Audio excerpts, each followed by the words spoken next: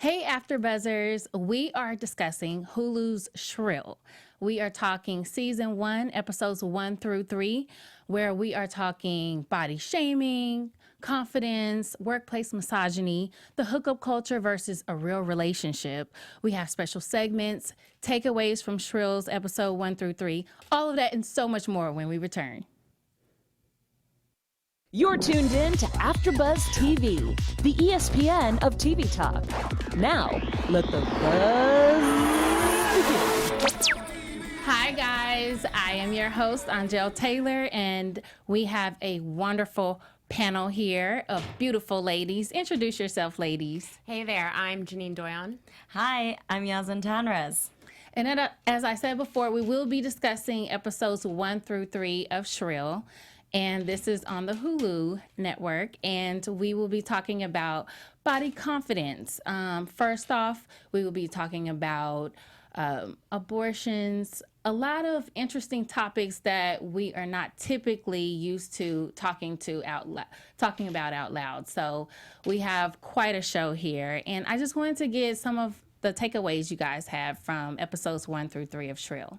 I absolutely loved this show so much. I knew that I was going to love it before, but I didn't realize how obsessed I would get with the show off the base. So Same here. Yeah, it was shocking. It was surprising. It was not shocking in a lot of ways, which I thought was really interesting and really, really relatable. Yes, I definitely, as soon as I heard about Shrill or saw the trailer, I thought this is going to be a really interesting one. And I'm so glad how it's actually touched upon topics of like female empowerment and misogyny that goes on at work, and then relationship issues that every woman experiences. So I really think it, like you said, it really does touch upon what we experience in reality and nowadays. So it's great to see a show like this. Absolutely. I was taking my mind back to episode 1 where we had Getting Toned with Tanya. How were you guys feeling about Tanya, first off? And then how are you feeling later on when she saw Tanya at the same coffee shop later? And we got a good glimpse of who Tanya really is. How are you feeling about Tone Up with Tanya? So growing up in Los Angeles, I feel like this happens There's a lot. There's a lot of Tanyas. You know, I think she really was coming from a place of trying to be helpful. Mm-hmm. It was super cringeworthy the whole time. I was sort of like, just stop talking, please. Just do it now. Mm-hmm. But, you know, there was something that sort of was redeeming for Annie's character later on. Yes. And being able to tell her to just go F herself. Yes, I was here for it. Yeah, I mean, it's just, you're always going to find that kind of a character, I find, though, at work. And it's just one of those things that you have to deal with. And she's just very annoying, I thought. But I also kind of was questioning whether she was being serious or not. There were moments where I felt like, yes, she's being super sarcastic, which is like dark sarcasm and dark comedy. Mm-hmm. But there were also moments where I felt like she was trying to be playful, like that's her way. And I don't know if she's actually, I just kind of question if she's actually into Annie. Yeah, I don't, like, really, I mean, I don't know. I know she's, like, seeing this young boy, and she's a little bit weird as a character. Yeah. But in the end of the day, this whole workplace is bizarre. Like, her boss is... Totally. I feel like Ruthie's character and also the tone-up woman, both of them had this, like, internalized... misogyny, and they both came after Annie in their very own ways. Patronizing, right? Yeah, so patronizing and condescending. So yes, condescending. It's like, well, how do you not know that I'm not healthy? I mean, you can be overweight and very healthy. So I just don't understand, like, how people assume that if you're overweight, you desire to be skinny or you desire to look a certain way. Like, you can be overweight and be totally comfortable and feel like you look way better overweight than being skinny or the ideal, size. Totally. And I think someone in Tanya's position, which is supposed to be helping people get fit or healthy if they're not there already, the approach that she had in that coffee shop right off jump, I mean, it was irresponsible. That's completely damaging to self-confidence, self-esteem. Someone who personally I have had a lot of issues just getting to the gym because I feel like I'm not there yet. Same here, and girl. you know, you go and everyone's working out and everyone's I know. already Everyone there. knows how to use the machines. It's so and you're there like, wait a intimidating. minute, what do I sit on it this way? And so for her not to be able to approach a potential customer and recognize maybe they have those same self-confidence issues or their same barriers, you have no idea what their background was. I felt it was downright irresponsible. Okay. But on the flip side, I'm going to just be a little bit of a devil's advocate here. And I just think, yes, it was very like strong and assumptuous of her to say those words. But also at the same time, she's coming from the perspective of sports trainer and knowing like through learning anatomy or whatever it is, that in the long term for her to like have a bit of an exercise routine would be beneficial, right? I mean, you can't, True, yeah. you know, I guess it was just like the way that she put it forward. Yes, that was unnecessary and It's rude. presumptuous to think that she doesn't exercise. You can exercise and still be her size. Exactly, and she Yeah. should have just handled it in a different way. It was sweet of her to care, but she didn't show it in such a, let's say, authentic or sweet manner. Oh my gosh. And then she calls her a fat bitch afterwards. Yes. I was like, oh, okay. So that- that's what we're doing But right that was now? the response upon like Annie also kind of being a bit of a bitch to her. Like, Well, I at think- least she attempted to say it under her breath. Just because the girl heard it, hey, close down your ears so you won't get this realness. Because you did assume that, I mean, given she was taking the picture, she was taking a picture of the woman kicking the pizza. And Yeah. like she saw the comedy in the flyer, not the fact that she was interested in the actual service. So yeah. I thought that was funny. Yeah.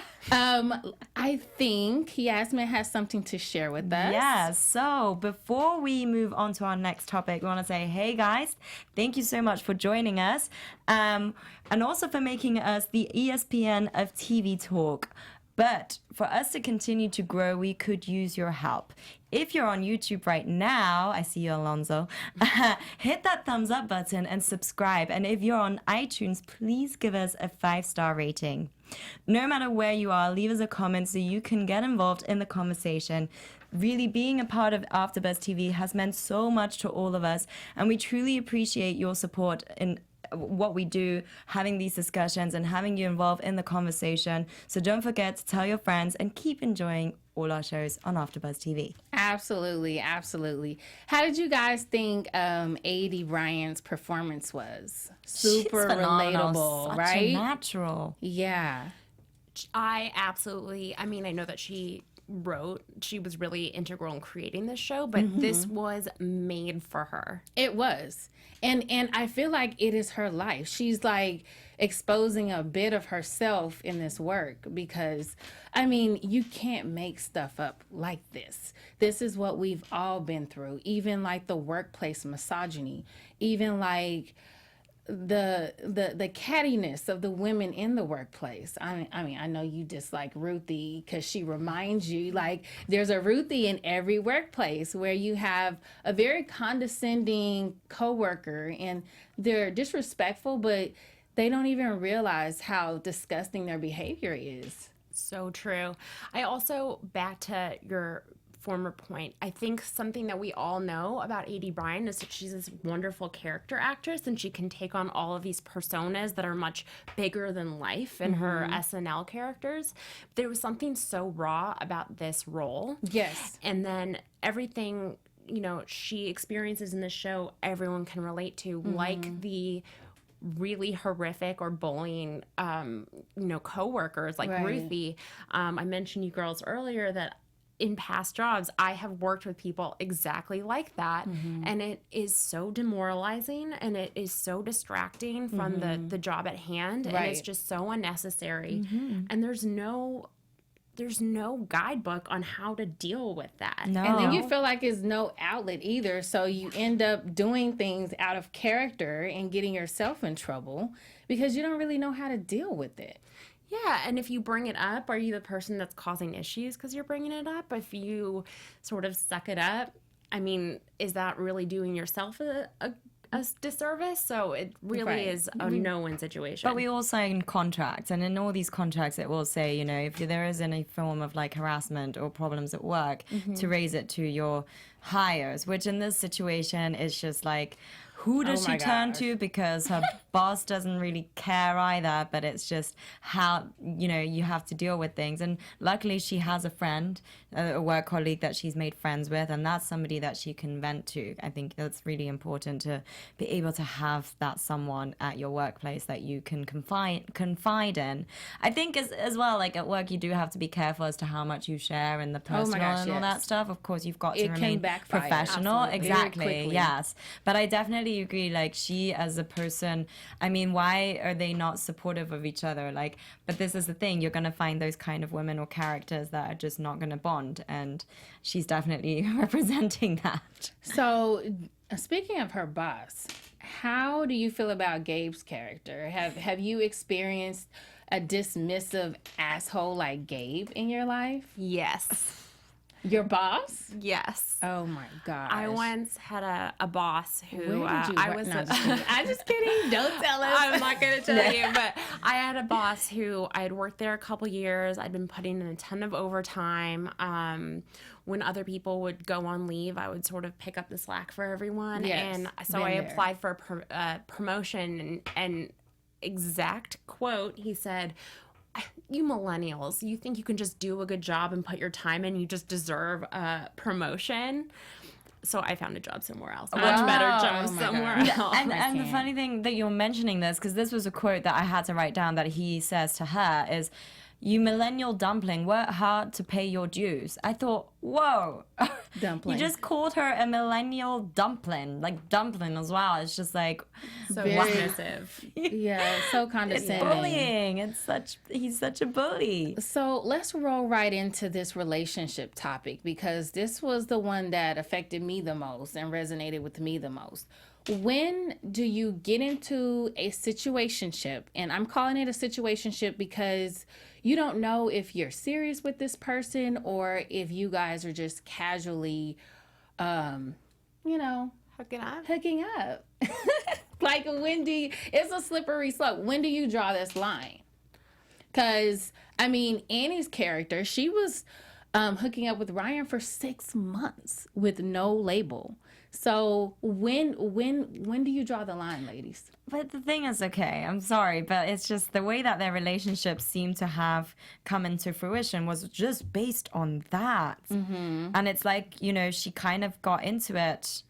And I mean, for whatever reasons, but it's like, I don't want to say, like, what do you expect? Because, you know, when you want to try and make a relationship work, you also have to know that integrity and your self-worth from the very beginning. I don't Right. think you need to, like, wait it out 6 months or 3 months or whatever to, like, finally be like, hey, I'm worth more. No, you should know this from the very beginning and not feed him all the sex whenever he wants it or requires it. I know she was so available, and Too that's the part available. that bothered me. Yes. Like even when he would piss her off in episodes 2 and 3, he just did some really annoying, like just over the line stuff, and she was so ready to go and talk to him. And we all know what that means. We've been in that situation where you want to go talk, but you know what the talking could lead to, and you allow it to lead to that place because that's the common ground. Like that's where you guys make peace, is when you relate sexually with one another, and then the issues get swept under the rug. So do you guys have any comments on like how is it that we can like make ourselves available but not too available? And when do we start labeling? Like when does it stop being casual sex and oh my gosh, my feelings are involved now, I really care for you? Yeah, so I think what's really interesting is my first instinct when I was watching this show was to say, Annie, what are you doing? Yes. But I think it's really easy to put the onus just on the women in this situation of like, you need to withdraw or you need to sort of recognize what the situation is. No, that guy, Ryan, Oh my gosh. was a piece of work. I can't and even. It's his issue too. I think it's really, I mean, a lot of this is what was covered in the show in the first 3 episodes, but it's about teaching our girls not to just be polite and to speak up for themselves. Exactly. She was polite to everyone. I think that was the underlying theme, is like, so she can avoid being super hurt. Her defense mechanism was to be polite. Even with the Tanya situation, she was trying to be polite and not speak her truth. And that's when Tanya was like, what did you say? You know, why is everyone else so ready to be confrontational and she's not? She's not a confrontational type. And that goes to speak to her confidence. Yeah, that's a note that I made as well. And I really appreciate her friend Fran of like saying to her, try not to think that way. We need to rewire you. And it's funny because it's like, why are there certain women, as we see through Annie's character, who lose faith within themselves and love themselves enough to really like be like, hey, this is not okay. You're actually not, you're using me. You're not being nice to me in a sense and acknowledging me. And even Alonso says, so this is Alonso who's tuning in. Thank you. Hi. Hi. Communication is key, which is so vital for sure from the very get-go. He's also adding, a relationship based on sex will never work. There's no strong foundations. It's just fun till someone gets serious. And I think at this point, how we're seeing it in the show is the fact that she managed to finally then speak her mind. And that's when things started to shift. Absolutely. And I think something that is addressed a lot in the show, but it's something that Aidy has talked about in her media interviews as well, is that being able to be speaking up for herself is a right that she doesn't always feel afforded at the weight that she is. That's something That's so deep. that That's so women loaded. of a certain size or who look a certain way are able to do, to be able to stand up for themselves and speak their mind and speak their truth. But, you know, we're taught as women not to rock the boat too much, especially if we feel like we don't have some of those extra weapons in our arsenal, like being a 10. Yeah. Because how do you learn that? We don't really learn that. That's why I think it's very important to actually integrate into school system, not just sex education as in the biology of it, but actual like relationship. You know, how do you communicate? How do you understand each other? Because men and women are different. We are wired differently. But it also comes down to how we are taught and how we've been wired over time through generations. Absolutely. So I think the catalyst of her confidence, because she got a second win. She got a confidence that came, and I think the catalyst was after the abortion.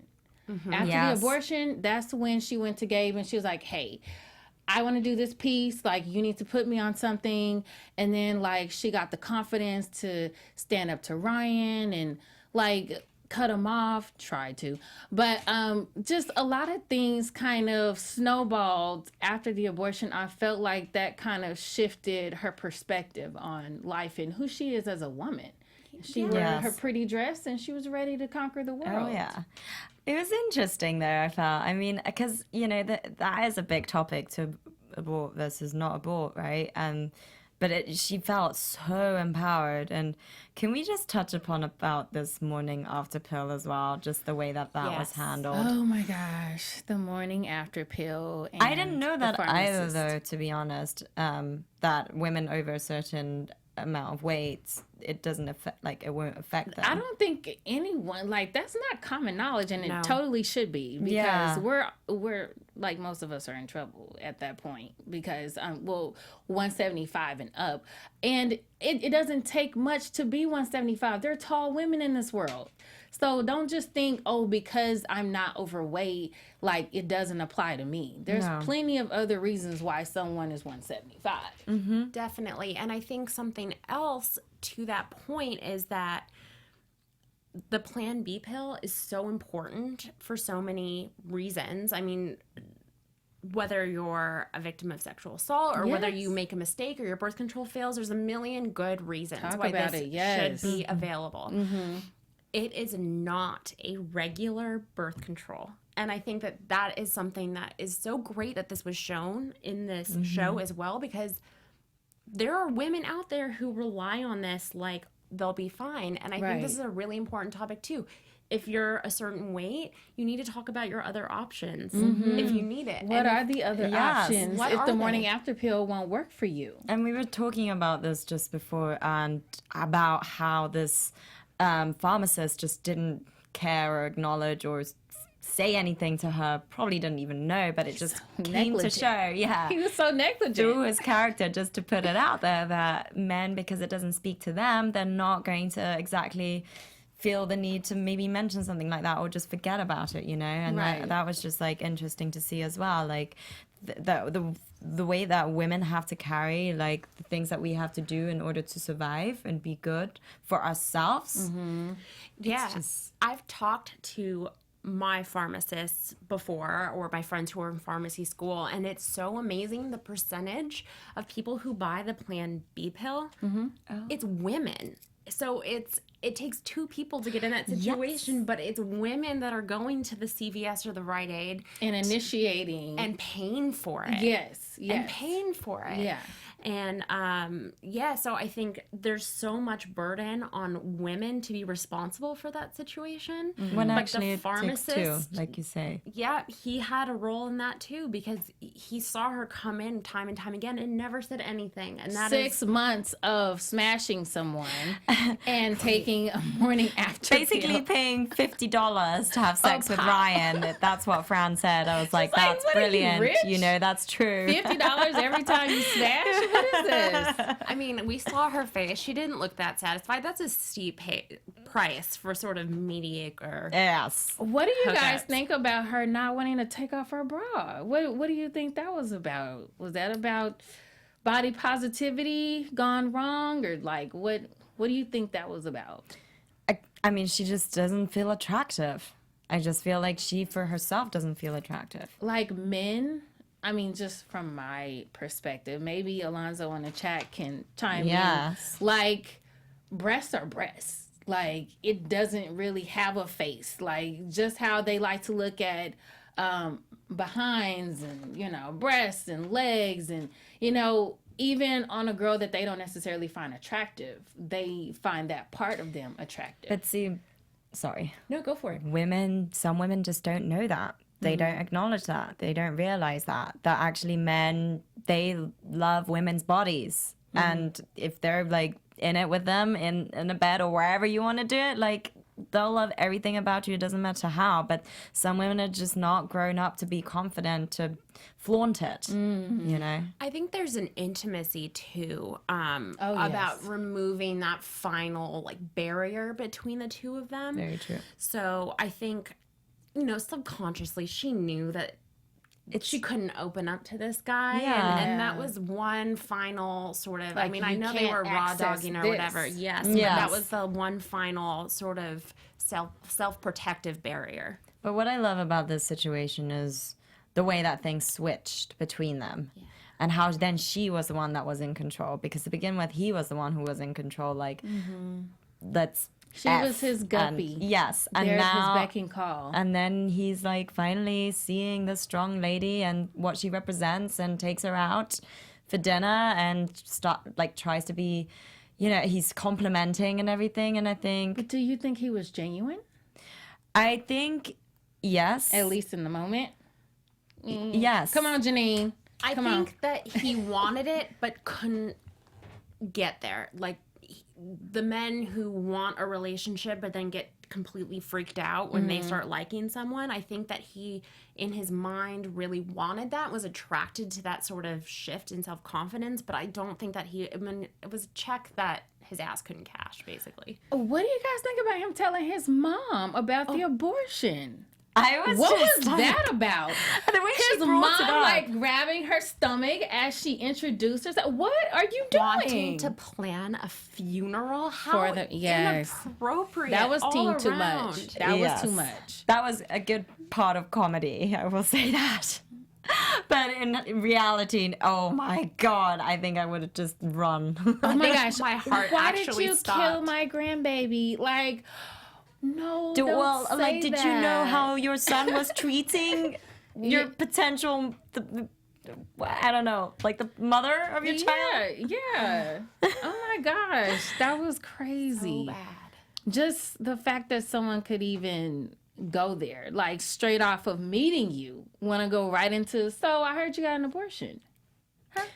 Alonso says, wouldn't it be rude if a man presented you with a Plan B pill? Honestly, I wouldn't think it's rude if that situation arose, that a Plan B pill is needed. So if the man gives it to me, I think if your birth control fails, do not send her on her own to that pharmacy. Talk about it. go with her, yes. You split the fee. There's 2 people. Or you just go take with care of her. it. Yeah. Or just take care of it. I take feel care like of the it. guy should just take care of it, honestly. Do not just pat her on the back, let her jump over the back gate and trot off to the pharmacy on her own. No. Oh my gosh, let's talk about this gate. You can't even go out the front. You got to go out the back. I don't even want my roommates to see you. That was so cold and just heartless. Come on now. Just the fact that she's attracted to somebody like this definitely speaks to her confidence. We also need to go into our news segment, guys. Do we have some juicy news? Yes. So, a couple of things, guys, about the making of this show. So, Aidy has talked a lot about how her roles in the past, being a bigger woman, have been designed around comedy. So making her weight a joke. Yes. But actually, she loved this because the weight wasn't a joke. It was a part of her identity and it was a talking piece, but it wasn't the punchline, which I think is Right. really good. And then the other thing she's talked quite a bit about is how fatness and weight doesn't usually equate with sexuality, and with understanding that bigger people have healthy sexual appetites, desires are desired by other people Yes, as well, and it's not absolutely. just a fetish thing. And so she's talked a lot about how in other movies, when it's a bigger woman in a sexual scene, it's usually uncomfortable, awkward, used for comedy again. And then she Yes. wanted to really show that she's had boyfriends, she's married, has a really good relationship with her husband in that way, and that bigger people can have that too. She said that this was a really important thing to have part of the show. Here we have, I think there's a picture that should come up of Daniel Stern. And so he, we all recognize him from Home Alone. And he's sort of The dabbled burglar, in the crazy burglar, the stupid burglar. And we've seen him in a lot So of roles cool. You caught that well. where he's, had a lot of roles where he's, less desirable. It was really refreshing to see him sort of in It that was role so as a good dad. to see him after so many years. I personally have not seen him since Home Alone. So when I saw his face, I couldn't do anything but crack up. Like, where have you been? Finally, Aidy Bryant talked a lot about how the clothes, the iconic sequins dress, and a lot of the amazing stuff that she was wearing, she couldn't find anything in her size that looked good. So Right. her costume designer actually had to custom make a lot of this stuff, which sort of speaks to the industry and how that sort of needs to shift as well. So I thought that was really interesting. That sequins dress looked amazing. Yes, I know he it stood her did. up, but she looked great. Yeah, it was really great. So, guys, let's talk about these predictions. Weren't you here for Lamar and her? Now, Oh, sorry. your AfterBuzz TV predictions. Sorry, I jumped it, guys. But weren't you here for that moment with her and Lamar? Yes. That was so meant to happen, and it's going to continue. So this is my prediction, just a quick one. I think he's going to remain, and a relationship is going to come into fruition between the two. Ryan's going to try and get in there again, seeing that she's kind of going off, but she's going to end up with him. I think so too, and I think it could cause some tension with Fran, it being her brother. But I love that he's a chef, that he made pasta that then she dined on. I think that whole relationship with food will come full circle too. And the turtles. The turtles. So cute. Like that moment in time, that time capsule he brought her. Like, remember that time when you broke the turtle shell? That's just such a good sign of a good man. Because Alonso, he is like, why are women attracted to guys who clearly aren't good for them? But look, this seems like a good guy. If We get there knew in the end. We learn. We would tell you if we knew the answer. We don't know the answer. Yeah, I think we'd all be very, very rich relationship coaches if we all had the answer. Absolutely. So that about wraps up our after show talk with Hulu's Shrill. And where can we find you ladies at? I'm at Janine Doyon. You can find me on all social media at Yasmine Tanraz. And you can find me, Angele Taylor, on Instagram at Angele Taylor _. And I'm also doing the Black Monday panel right after this show at 9 p.m. Thank you guys. We had such a good talk. Bye. Our founder, Keven Undergaro, and me, Maria Menounos, would like to thank you for tuning in to AfterBuzz TV. Remember, we're not just the first, we're the biggest in the world, and we're the only destination for all your favorite TV shows. Whatever you crave, we've got it. So go to AfterBuzzTV.com and check out our lineup. Buzz you later. The views expressed herein are those of the hosts only and do not necessarily reflect the views of AfterBuzz TV or its owners or principals.